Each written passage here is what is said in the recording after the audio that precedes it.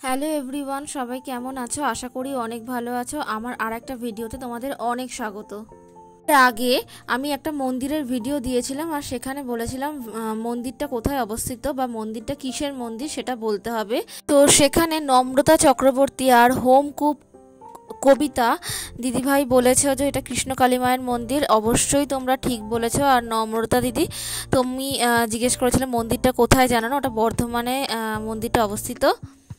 আর নম্রতা চক্রবর্তী আর হোমকুক কবিতা ছাড়াও যে দিদিরা আমাকে ভিডিও বানাতে প্রচণ্ডভাবে সাহায্য করেছে বা আমাকে এনকারেজ করেছে, তারা সুবর্ণা মুখার্জি, তার সাথে Hare Krishna, Nivedita kitchen, Pinky creation, update gardening, Sudip, Johnny's kitchen, Uma Maity, Aditi Mukherjee, Priyanka, Jhumu lifestyle blog, Bipasha Tikadar, love fish blog, শ্রুতির গল্প, এমএসটি মৌসুমি, আর অবশ্যই অপর্ণা দাস ডেলি ব্লগ।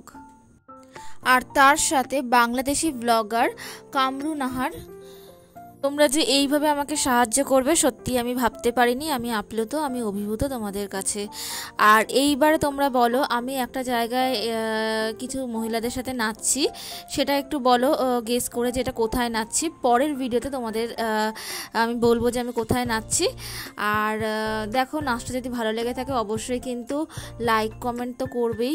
আর ভিডিওটা যদি একটুও ভালো লেগে থাকে তবে অবশ্যই কিন্তু সাবস্ক্রাইব করে আমার পাশে থেকো। আর যারা নতুন তারা অবশ্যই বেল আইকনটা প্রেস করে দিও। হ্যাঁ, আর একটা কথা, আমার ভিডিওর তোমরা যে কমেন্টগুলো করছো সেই কমেন্টের আনসার দিতে আমার একটু লেট হচ্ছে, একটু বিজি থাকার জন্য।